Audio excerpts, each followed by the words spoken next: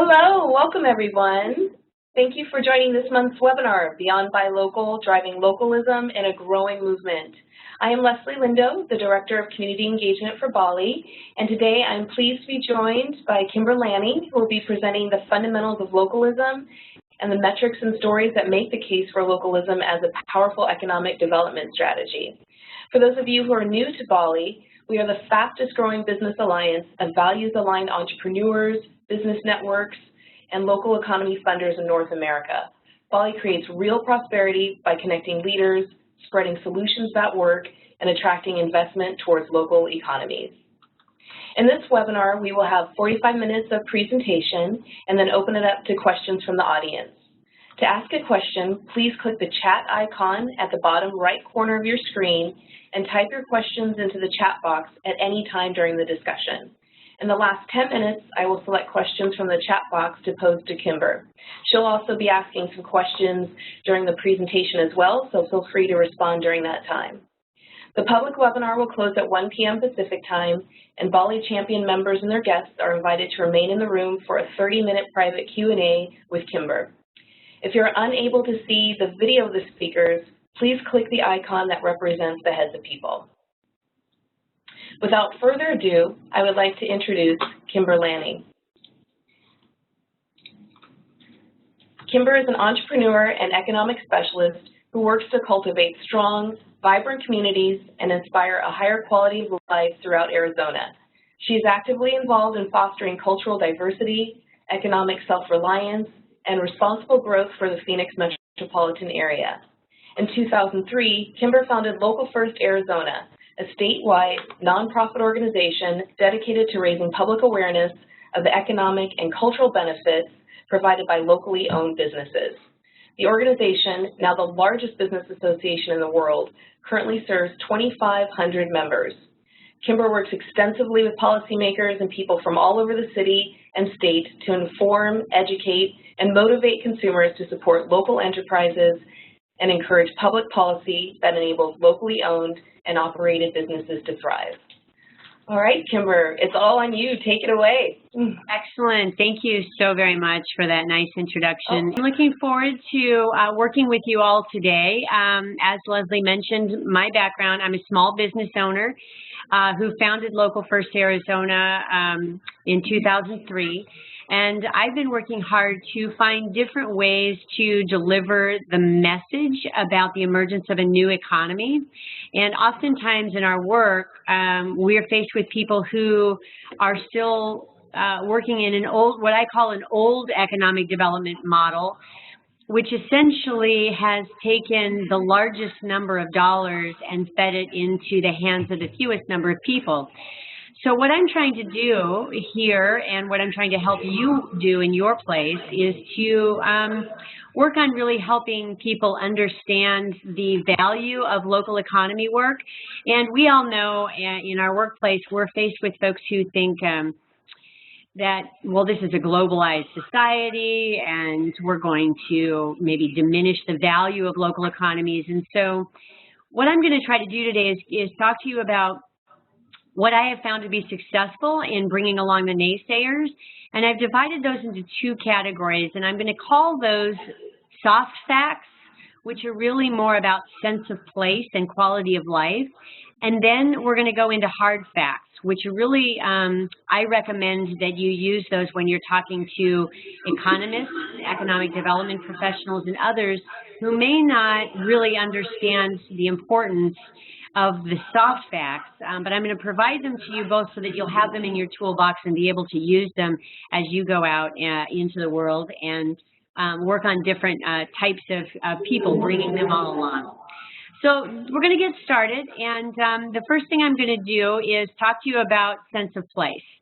And what I want to make sure that you walk away from this webinar understanding is why sense of place matters so much.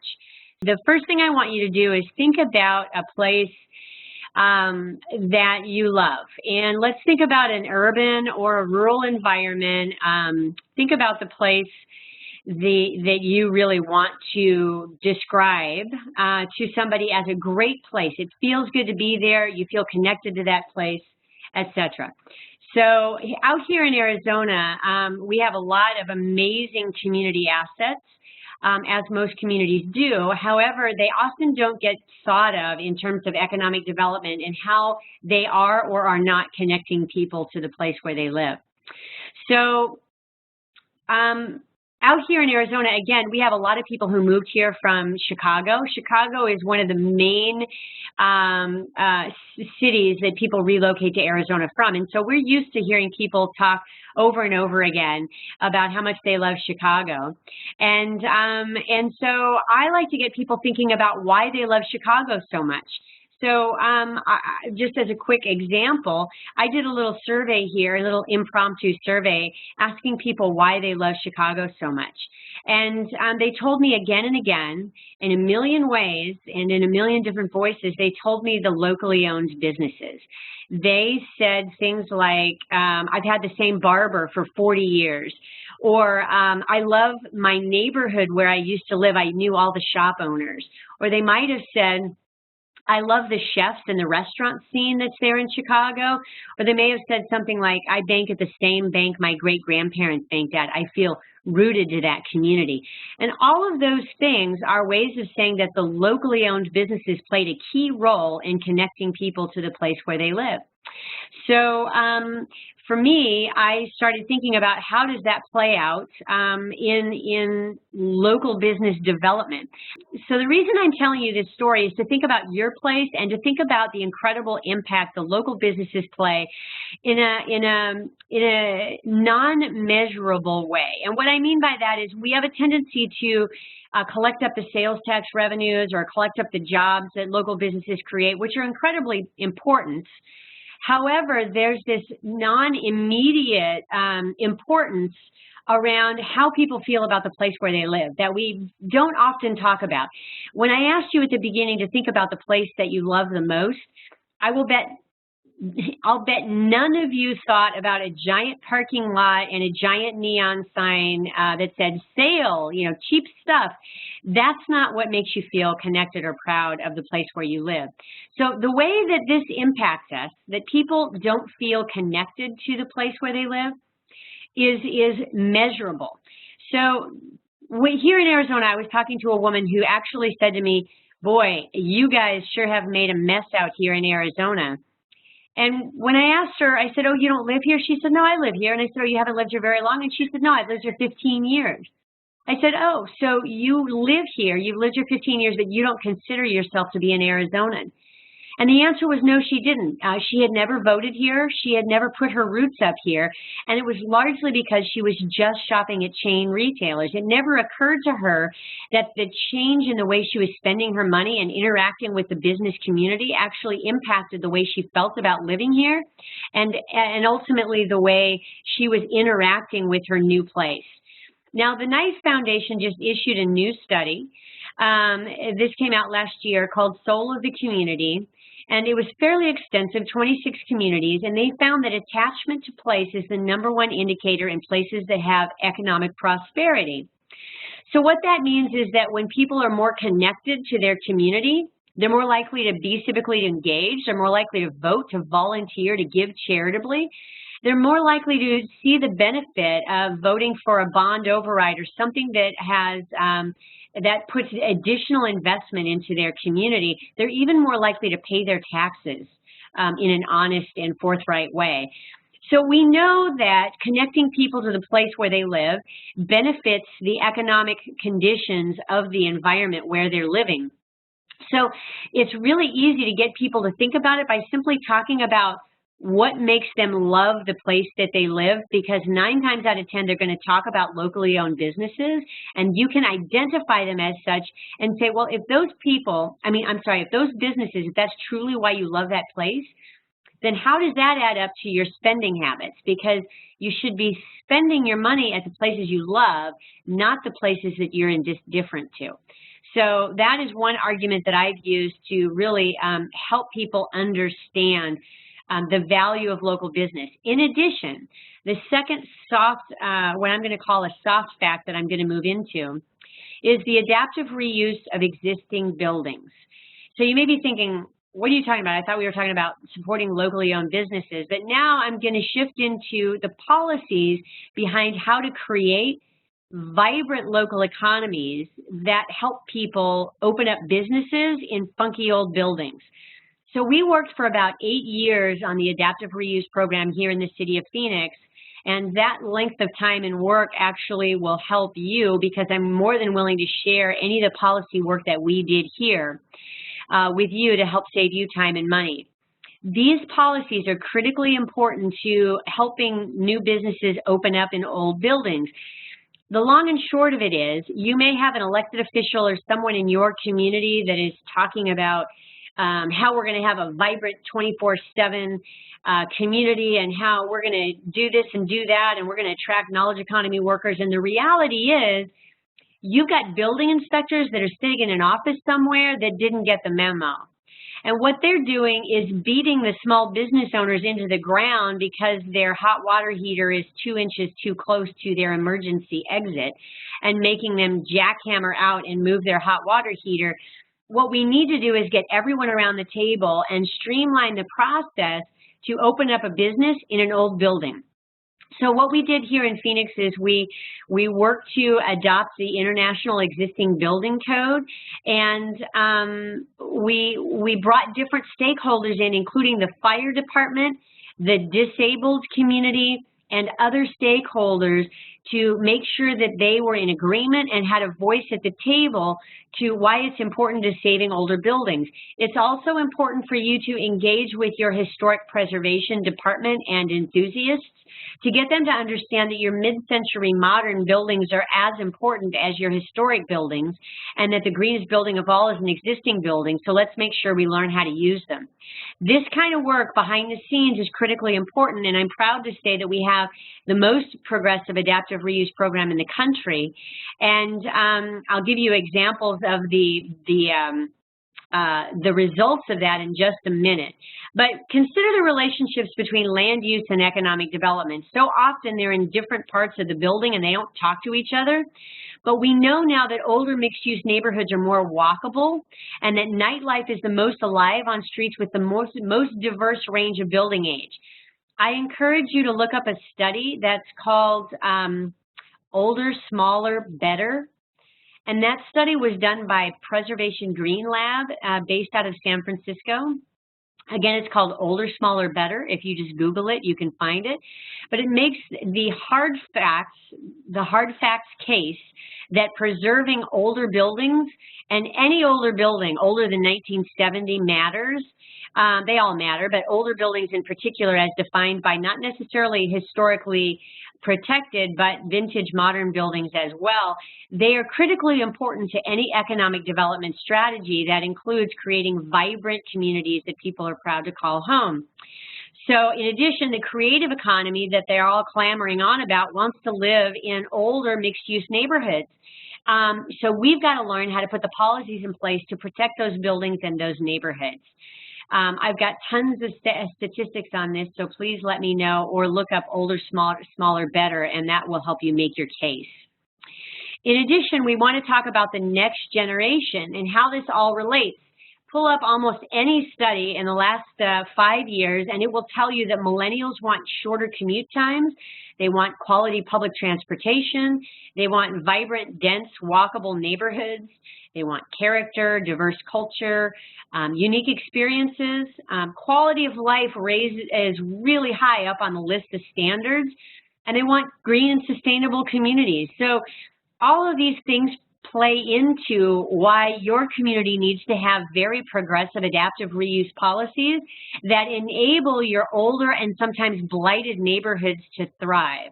Again, this takes a little bit of time to work on this, but it's completely, you can bring in the right allies, you can bring in your economic development professionals, your historic preservation professionals, quality of life people to gather around on this and begin thinking about how they're going to form a strategy to change those policies. The changing face of work environments is critically important. I'm sure you all have accelerators and incubators. Those are all being housed in funky old buildings because young people like them. They're easier to have a big open loft-like space. That's another reason you need to preserve your older building stock, and you need to have the building code that does it. Finally, I'm going to give you an example on the importance of adaptive reuse coming straight from Pasadena. A lot of times your old school economic developers will try to make the case that we need these planned developments and we need parking. We need to have lots of parking for these chain stores. And what you need to go in with some facts and statistics like these. Old Pasadena, which sits very close by New Pasadena, Old Pasadena, funky old buildings, locally owned businesses. It happened organically, very limited parking. It's walkable, it's vibrant. And you juxtapose that right next to New Pasadena. They came in with massive subsidies for the chain stores. It's planned. It's in a beautiful new, I'm quoting here, you can't see me, but beautiful new development with tons and tons of parking. And yet Old Pasadena outperforms New 2-to-1 just in sales tax revenues alone.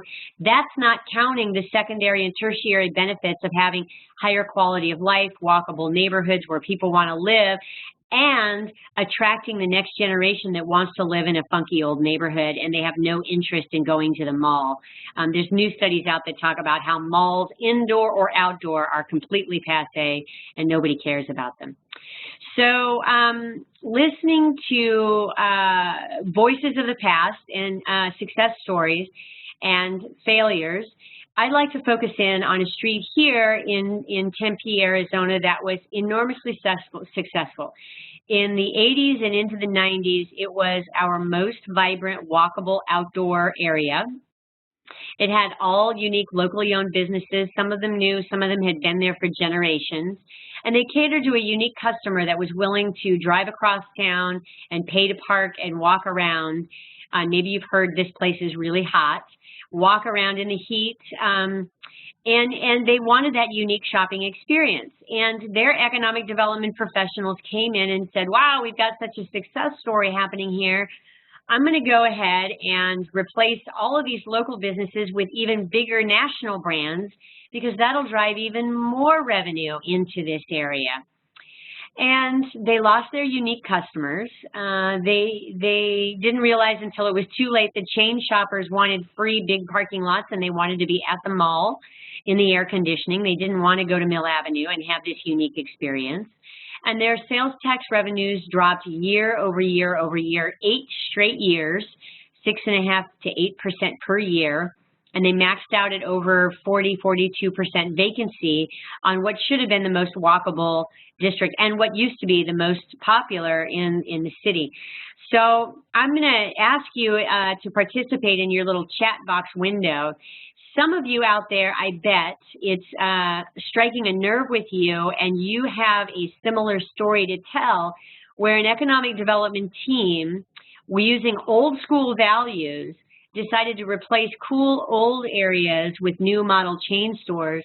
And the reality is that it plummeted and it was unsuccessful after they came in and invested a whole lot of money. So using your little chat area, tell me the name of the city you're writing from and the street that was destroyed by old school economic development tools and resources. And I'm going to continue on while those comments come in. So just a quick note.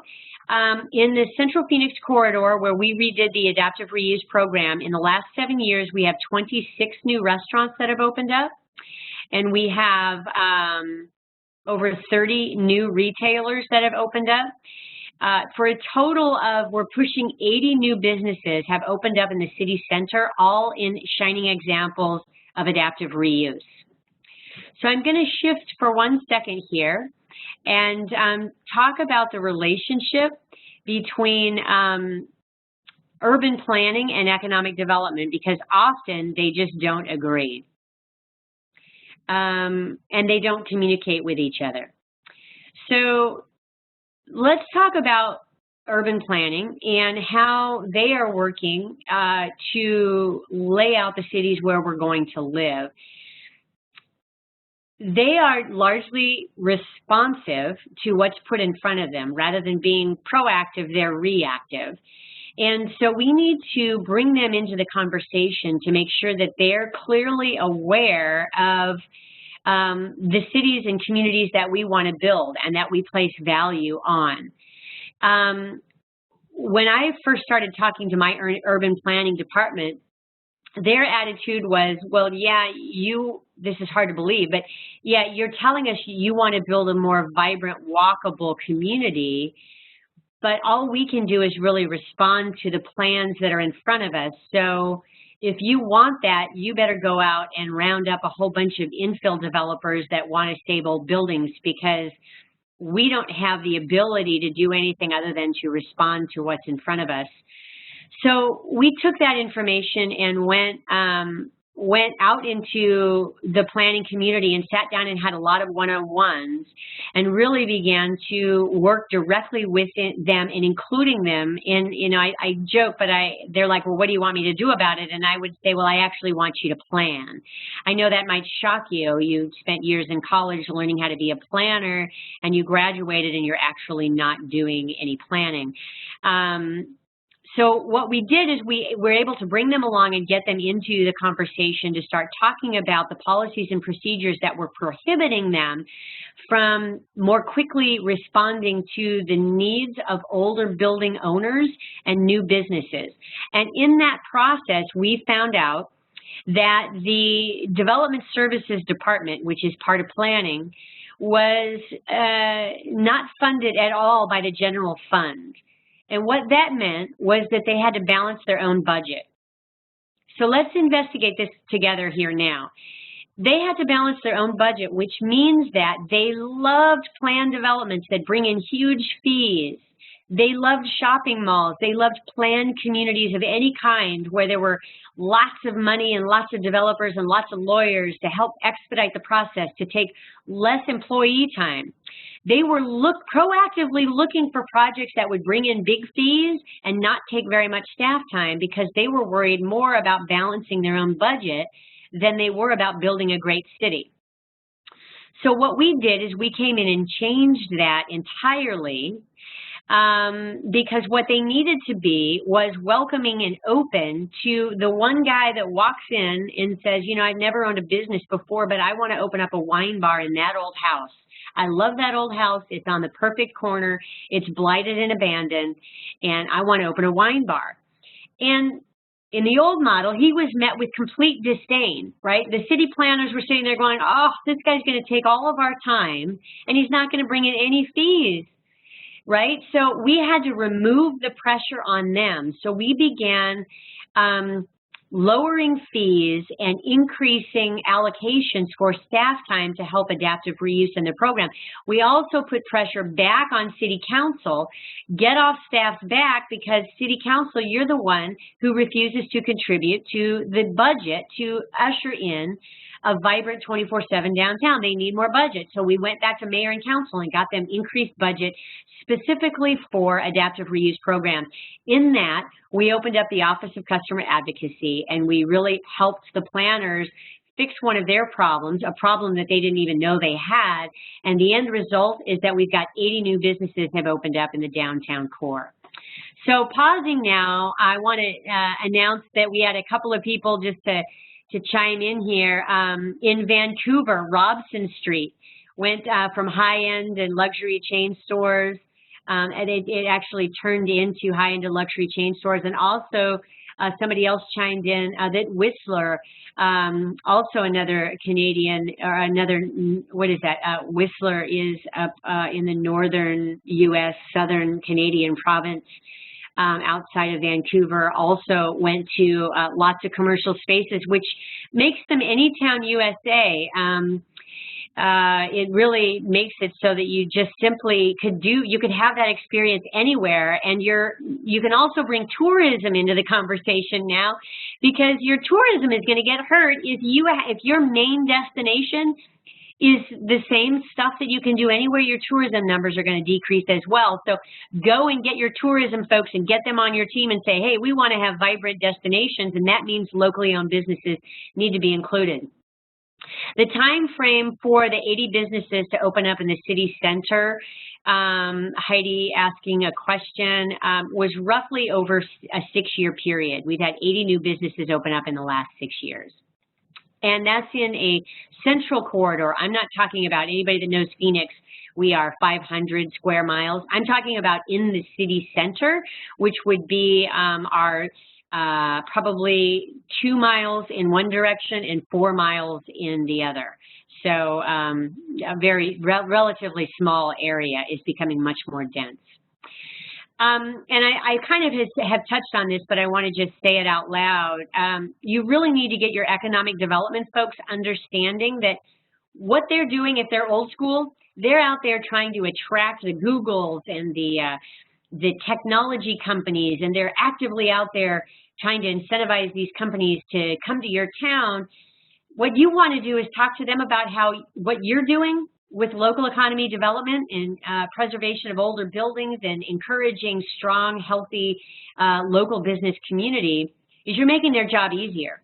Because the people they're trying to attract, they don't want to live in cities that are samey and all new developments and plans. So you need to get them on board by helping them understand you're making their job easier. Here in my community, I had our #1 economic developer in the middle of one of my talks, slapped himself in the forehead and said out loud, "Oh, thank God." He goes, "Kimber, I couldn't understand why what you're doing is so popular, but now I get it. You're not trying to tell me that the baristas at the local coffee shop are going to save Arizona's economy, but rather the jobs that I'm going to bring here, they want to be in the coffee shops that you're working to support." Now, that may sound very basic to you and I here on this call, but it isn't, because it wasn't occurring to him. He thought, using his old school glasses, that I was trying to say that the coffee shop job was of equal value to the Intel job. And he could not wrap his mind around it, and it suddenly occurred to him, I'm not claiming there are, I'm claiming that they're critically important to making that Intel guy want to keep his job. So you've got to adopt the language from their perspective that helps them understand what you are talking about. Now I'm going to move into talking a little bit more about hard facts. And you want to use these when you're talking to people who are steadfast opposed to local economy work. These are people who believe in globalization. They believe that the only way to grow a company is to have it head toward the stock market and become a publicly traded company. We all have them. We all have them out there, and they need to be encouraged to evaluate facts and statistics. You don't want to approach one of those people with soft facts. Oh, but really it's about quality of life, and it's people, you know, are these old buildings, look at the beauty of the window casings. And no, you want to hit them with facts and statistics, and you need to have them in your pocket and ready to go. So the first one I'm going to talk about is planning and finance and the relationship between them. I work closely with the small scale infill developers who are trying to do quality developments, and they cannot get funding to save their lives. So when you dig in a little bit more, you'll find that the people in the financial decision-making positions, well, they want to fund you and your development if you have an Olive Garden, or if you have a Crate and Barrel, or if you have a Gap or a Forever 21, because that they've heard of. And they're on the other side of the country from wherever you are right now. More likely, those underwriters who are making those decisions are far away. In your community, you've got a stellar, outstanding local business owner that's all the rage, that everything they touch turns to gold. They can't go wrong. Well, that guy sitting in a desk on the other side of the country doesn't know who that is and doesn't care. So what we're effectively doing is we're allowing the people making the decisions on funding good projects versus bad, on this call, what we would call bad projects, meaning the same old chain stores, another Walgreens on the corner. They don't hear you and what's important in your community. And the only way to get around that is to have more local decision making. The way you have local decision making is to move money into community banks where those decisions about whose projects get funding and whose don't is made at the local level. So you can go down to the office of the guy and say, come over here, I want you to see this restaurateur.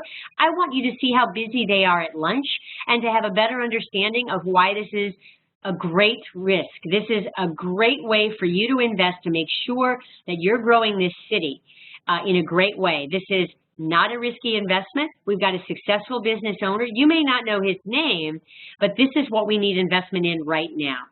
To give you an example, here in Arizona, we have it's hard to believe, 97% of our deposits in banks that have no localized decision making at all.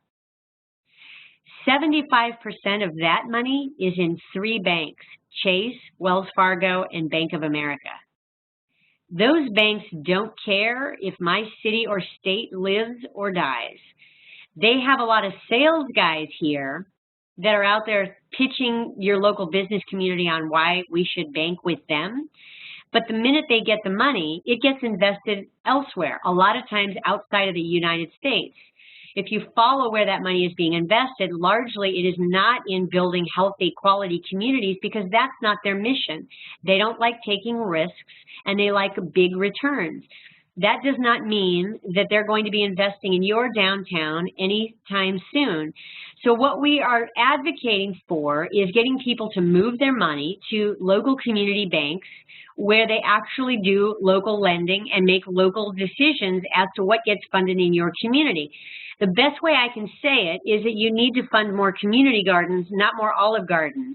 That's a joke that I landed on just recently that's really resonated with a lot of people in my community. If you want to build a great, most of us sitting here right now, we never realize that where we're doing our banking is directly impacting the community that we want to grow. If our money is sitting in Chase, Wells Fargo, or B of A, I can guarantee you they're not investing in the types of new business development you want to see to create a healthy local economy. So shifting into the last part of this, I want to talk about economic gardening. This is a tool that some of you may have heard of, but it really, it started in Colorado in about 2010, where people started shifting the way they were thinking from investing in big companies that supposedly create lots of jobs, and that money then trickles down to smaller folks and smaller jobs, shifting that thinking to creating a broad-based strategy to invest in smaller companies and grow them. The Harvard Business Review came out really bold and strong in favor of this in 2010, and people began changing the way they were doing economic development, albeit very slowly, and oftentimes, ironically, the economic development teams are the last ones to get the memo. They are all out there spending upwards of 90% of their budget on attracting larger companies to move into your community to quote unquote create jobs. And there's 2 tricks to that. One, those economic developers, they get to count the number of jobs they created without subtracting the number of jobs that they eliminated. You can be right there, and I'll give you the statistics to show it. You can be right there explaining to them, you don't get to take credit for the jobs you created until you take credit for the jobs you eliminated as well, because that net number is really all you created. And I'd like to talk to you about how much money you spent to do that. So my next slide really addresses how you can begin to talk about where money goes when you spend it and why local business ownership is so important. On the left side of your screen are 15 Starbucks logos representing 15 Starbucks communities that I'm sure you have in your town. Unless you're in a rural town, you might only have 1 or 2. On the right hand of the screen, those are locally owned coffee shops in my neighborhood, in my community. Those are all locally owned coffee shops that are right here in Arizona, and I'm sure you can probably think of them and name them in your community as well. So let's talk about, the naysayers will come out and they will say, well, Kimber, Starbucks creates jobs. Well, absolutely they create jobs. I would never be foolish enough to try to deny that Starbucks create jobs. They create jobs like baristas and sometimes management. On the right hand of the screen, they also create jobs, and I never once have had an elected official get up in my grill and remind me that locally owned businesses create jobs. They're always there reminding us that the bigger companies create jobs, but the little companies actually create more jobs. Secondly, I want to tell you that I'm not picking on Starbucks. As far as big chain stores go, they actually pull their own weight. They don't come into towns and expect subsidies, and they pay the health care for their employees. Most chain stores don't do either of those things. Most chain stores come in and they demand payment to open up in that community, and they also pass their #1 expense of health care off onto the backs of the taxpayers where they are. Here in Arizona, our biggest employer, our second biggest employer is Walmart. 83% of their employees are on the state's healthcare program because they don't have any healthcare benefits. So that's not cheaper pricing in those stores, that's just deferred billing. We're just paying for that in a different way. So back to the Starbucks slide, it's important to note that I'm not claiming that Starbucks doesn't create jobs, nor am I making the case that Starbucks doesn't pay their taxes, because they do both. On the right hand of the screen, they create jobs and they pay their taxes. Now let's talk about where your money goes when you buy a latte at Starbucks. Here in my community, the way I bring it up is I say, okay, so Starbucks has the cost of doing business. How many accountants have a job here in Arizona because Starbucks does business here? And the audience will look at each other and they'll say, well, none. And I'll say, that's right. How many graphic designers are they hiring here in Arizona to do business here? And they'll say, well, none. I'll say, okay, how about payroll service providers? None. How about attorneys? None. On the right hand of the screen, you've got 15 accountants have a client, 15 website developers had a gig, 15 graphic designers, 15 payroll service providers. Those are called secondary jobs, and they make the world go round. And you're not going to read about them at all in the paper. You're not going to hear about them on the news. But your community will fail economically if you're not supporting secondary jobs. Now let's talk about what I call tertiary jobs. How about the janitorial supply company that keeps the offices clean of the accounting firm? The accounting firm is only here because local businesses hire them to do business here. I had a graphic designer in my audience slap herself in the forehead during this talk, and she said, I cannot believe I am struggling as a small graphic designer, and yet I'm spending all of my money with companies that will never hire me. And it never occurred to me until right now. I need to go out and support the businesses where I can build relationships where they're actually hiring local businesses to do business with, right? So think about it this way. We could have 30,000 Starbucks locations across America. They're still only going to have one accountant. They're going to have one graphic designer, and they're going to have one web developer. Ultimately, what we're doing in America is we're buying ourselves broke. Really important that you get people in your community to think about it this way and to think about how they can play a key role in making sure that they too are participating. We know that for every 2 jobs those big chain stores create, that 3 local jobs are going to be lost as a direct result of local businesses closing down. That information comes from civic economics. If you Google civic economics, they've been doing these studies for a long time.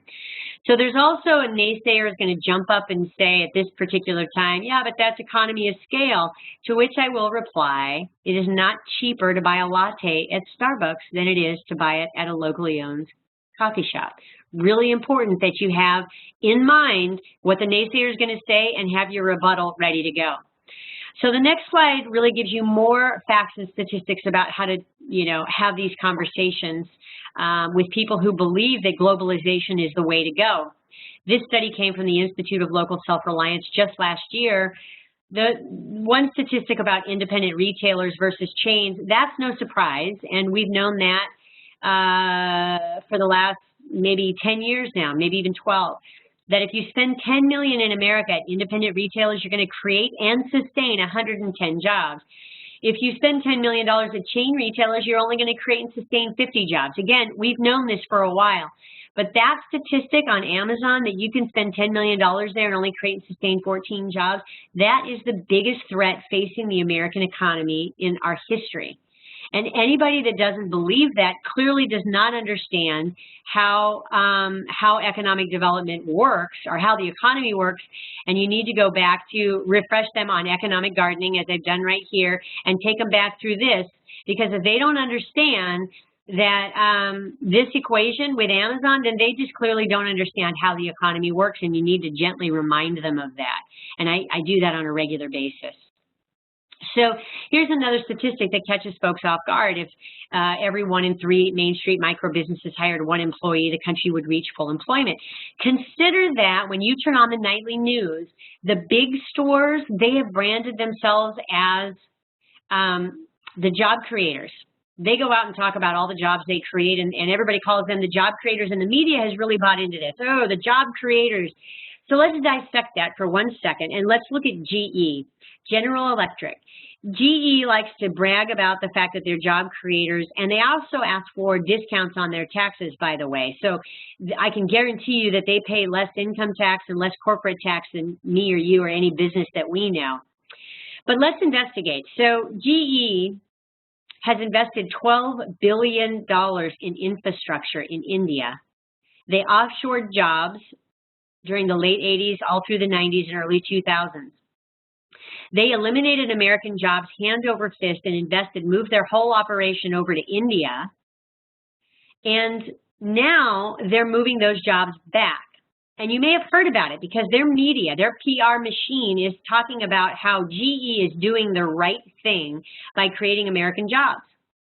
So let's investigate that. They brought the hot water heater back. That's the only thing so far that they brought back, the hot water heater manufacturing back to America. The same guy that in 1984 was making $28 an hour has now been rehired for the same position, same education level, same position, same job, has been rehired at $8.60 an hour. So you tell me that that wasn't an overall business strategy concocted in a board meeting or a shareholder meeting where they thought, we're going to offshore all these jobs, we're going to cut our costs tremendously, and then we're going to bring jobs back to America when she's on her knees. And by the way, they're going to give us a ticker tape parade in order to do that. They're going to celebrate how good we are as a company for coming back and doing the right thing. Now, I ask you, every single one of you, if you have a GE product right now, I want you to think about why you bought it, and I want you to think about whether or not you're ever going to buy one again. What if, truly, what if all of us in America said we're not going to buy GE products until you fix this problem? How fast do you think they'd fix the problem? The issue in America is that we are in the driver's seat and we forgot.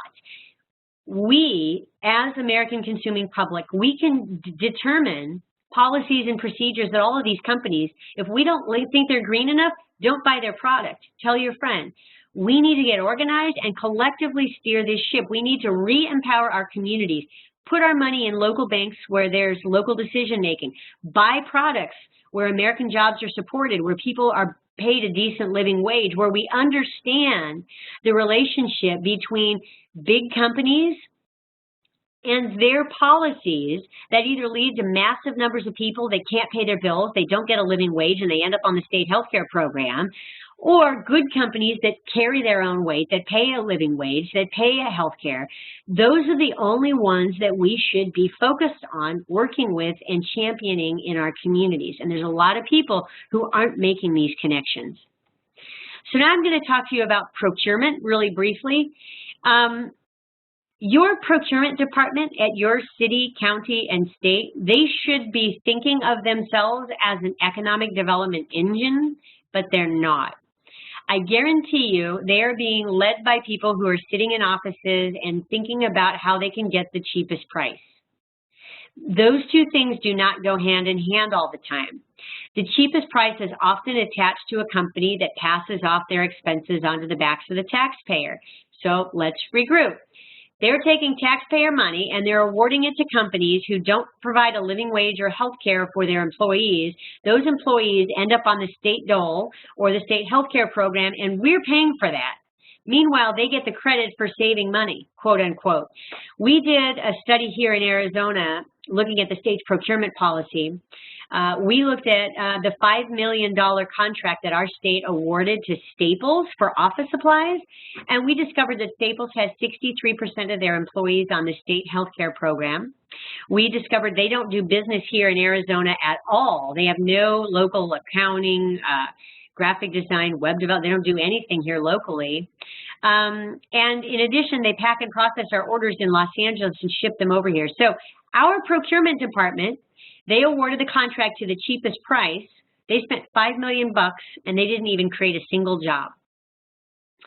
They created a lot more burden on the state healthcare program. We can show them how they did that.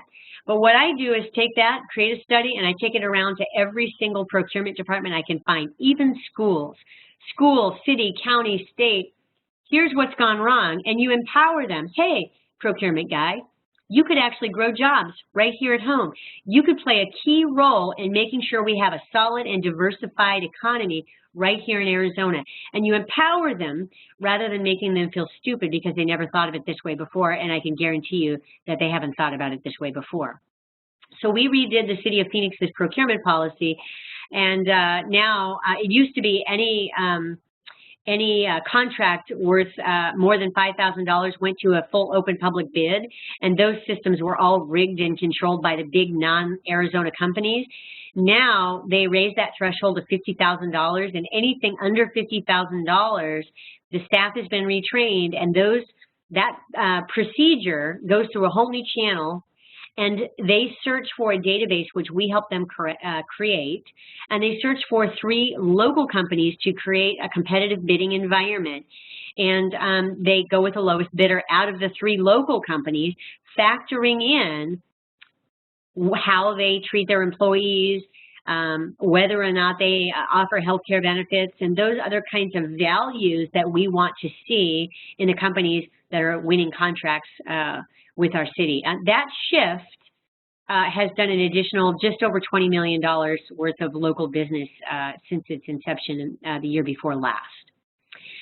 So those are some ideas and strategies. And then I don't know if we have anybody for rural America or Canada on the call, but just as a quick recap, you want to talk about reducing economic leakage in your communities.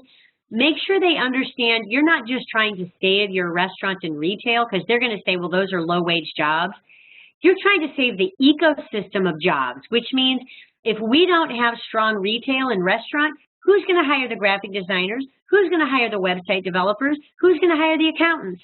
It's about the ecosystem of jobs that rural America needs in order to have successful, sustainable economies. They want to diversify as much as they can. They don't want to go with the big whale strategy, just landing this one huge, if we could just get DHL to relocate here. No, that is not a better way to go, and we can prove it to you, and here's how. You want a diversified economy that supports a broad variety of jobs. Your big company is not going to support any secondary or tertiary jobs, and while they may hire locally, they're also simultaneously making you more vulnerable, because when the next guy down the street offers them a bigger incentive and they pull out, you are going to hit rock bottom, and you don't want to be in that risky sort of environment. That's the language you want to use in order to bring them on board. So with that, I think we're going to open it up for some Q&A. Leslie is going to help us facilitate. I've got one question here already. Much of Colorado is blowing up with growth, and Pueblo is lagged behind it. It's economically more disadvantaged compared to nearby Denver and Colorado Springs. We at the county are trying to start a buy local initiative, including procurement policies, but ultimately we don't want to lead it, as it seems that it really needs to come from the community members. I think that's a really good point. You have an economic gardening program, and lots of pieces are in place. I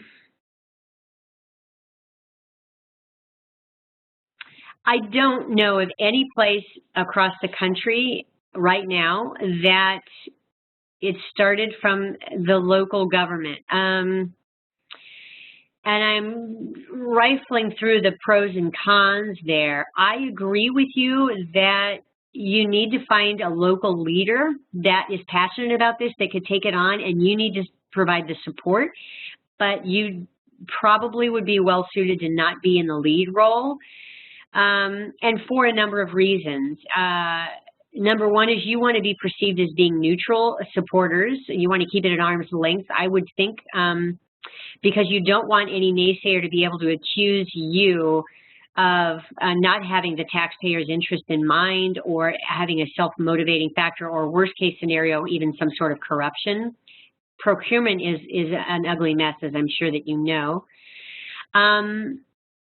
But secondly, I think that somebody from the outside community is going to be able to be quick and nimble and not be able to, have to be bogged down in the bureaucracy that you unfortunately have to deal with on a regular basis. So that would be my answer. And if you have anybody in your community that comes to mind as a leader, it could be somebody who's leading a Main Street program, somebody who, it could even be, depending on your chamber, somebody involved with your chamber. But I say that really hesitantly because, man, a lot of chambers are led by people who don't like change. So you need to have a very progressive chamber leader. We only have a few here in the whole state. So choose wisely. But I would be willing to offer up my time to talk to them about some of these strategies and to lay out how we've done what we've done here at Local First Arizona, if it would be helpful. So you can have them email me if you have someone in mind. And Heidi also, oh wait, that was from Brandon. Brandon also, if you have questions about how to identify such a person, feel free to email me.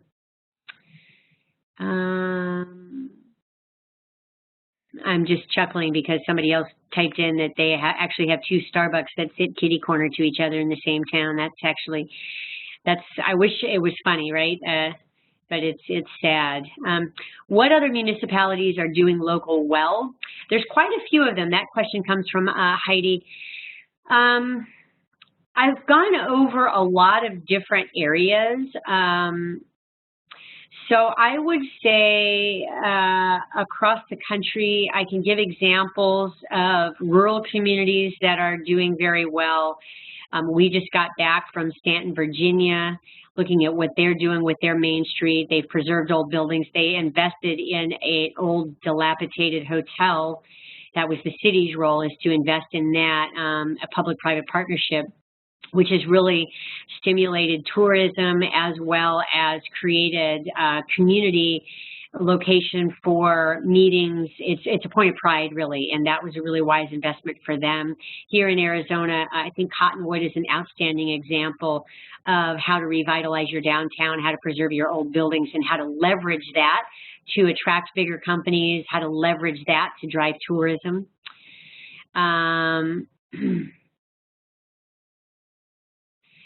Looking at some other questions here.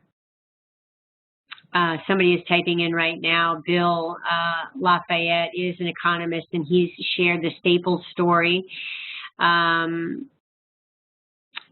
with others in his community. And we've got somebody typing in from Hudson Valley in New York that's considering working with Easy Beasy. So let me just hit on that really briefly. We are partnering with a company called Easy Beasy. And these are the kinds of things that we look out for. We get probably, 10 to 20 proposals a month from different technology, everything ranging from building a new app to, overnight delivery, a wide variety of things that we shuffle through on a regular basis. And we hit on Easy Beasy and thought, if any of you run networks, the hardest thing to do is prove your value proposition for service providers. I think it's pretty easy to say we've significantly changed the world for restaurants and retailers. It's harder for us to prove we've changed the world for service providers. So Easy Beasy is a great starting point. Imagine Uber. I'm not a fan of Uber, but just think of Uber as the way it works. It really makes sense to a lot of us. Take that and apply it to a plumber, or apply it to a locksmith, or any service provider who's out there in a truck, an air conditioning repairman. Now, the old model, we used to, oh my gosh, my air conditioning broke, it's supposed to be 102, and you're rifling through the yellow pages. And then in the recent history, you're rifling online to see if you can find an an air conditioning guy, and you're calling people and saying, oh, no, there's no one in the area. Well, I can't get there for 2 days. Whatever it is, you're wasting a lot of time. Easy Beasy enables you to just post, I'm in this area, my air conditioning isn't working, here's what happened, and you put it out, and it automatically, using Easy Beasy technology, it pings every air conditioning guy that we have in our database, as well as every air conditioning guy in the community. The local guys come up at the top of the list, and they have our badge, Local First Arizona member, but other guys come up as well, and it gives them the opportunity in real time to bid on your job. They could say, I'm 10 minutes away, I'll be right there, or that sounds like it's only a fuse, let me tell you how much it costs. All of that can happen while you're just simply one button, you're saying, I did this, they respond to you. A lot of them won't respond at all, but those that want the job and are close by, they're going to respond. So it saves time and money on both ends. The only cost is that the business that gets the job, that bids on the job, they have to pay $1 in order to bid on the job. And that's the only revenue stream, and Easy Beasy is splitting that with Local First Arizona. So I can't say enough good things about them. They've been wonderful to work with. And one of the things we did that I want to share, because this person asked more details about that, we were able to take we use Infusionsoft as our database management system, which has been phenomenal. We were able to create one email promoting Easy Beasy and what we call a one-stop. You can always tell people it's free to sign up, but then they have to spend 20 minutes filling out this, that, and the other thing. What do they do? We created a one-button sign up, and it automatically populates with everything we already have in our database about them as a company. And using that super easy system, we got 212 businesses to sign up for Easy Beasy with one email newsletter, which is hard to believe. Those of us who do that, we know how hard it is to get that to happen. And my jaw just dropped. Over 200 people immediately signed up for Easy Beasy using that system. Back to Bill Lafayette. He's shared our Staples procurement study, which is available on our website at localfirstaz.com. Go into Learn tab, and there's all sorts of economic studies. That particular study on office supplies is called Procurement Matters, and please use it however you can. He shared it with members of the Ohio General Assembly and City Council and found that it was very effective. So I'm really happy to hear that, Bill. Please, anything else we can do for you, let me know. There's another economic study that I just want to highlight for a second on our website, looking at the purchasing habits of anchor institutions.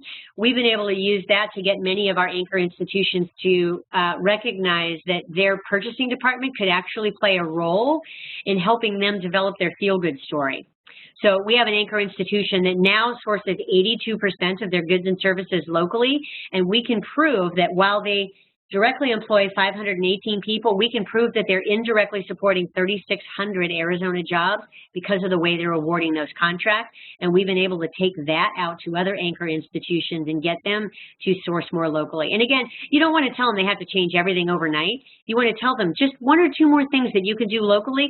I'll go out and tell the media, using my neutral vantage point, I'll go out and tell the media that you made an effort to go locally because you care about Arizona's economy. 9 times out of 10, they're like, great, let me do it. And you can, meanwhile, make sure that they're matching the price and they're not spending any more money. We have a question from Michael. Kimber, this is Leslie. I'm going to chime in really quickly. We are actually at time for our public portion of the webinar, but obviously a really incredible dialogue. Lots of wonderful questions and inquiries. If you all are champion members or guests, I encourage you to stay on for the next half hour to continue with the questions. Otherwise, please be sure to email Kimber. Again, you can go to her website at localfirstaz.com and contact her through there. And also, I highly encourage you to take a look at all the resources that she does have on her website. It's incredible. A lot of us are looking for some of the facts and figures when we are trying to make the case to our economic developers in our communities and everyone else. And so I think, Kimber, your website is great for having a lot of those different facts, as well as coming to the BALLE website at thealocalist.org. We have a Local First Toolkit that you can download that has a lot of other great information that you can use for spreading this case. So I want to thank you all for joining us today. We do hope you enjoyed this topic. We will be sending you both links to the video and audio recording so you can get some more of those really great statistics that Kimber threw out there. And then I also encourage you to join us for next month's webinar on September 15th, where we will have rancher investor Sally Calhoun and BALLE fellows Nikki Silvestri and Unica Rogers-Sip, who will share the simple and surprising ways in which we can simultaneously restore soil health as well as reversing climate change. You can also find links to videos of past webinars on our website. Again, the address is bealocalist.org. And now we are going to transition into our champion member Q&A with Kimber. And thank you again, everyone else, for your participation. Great.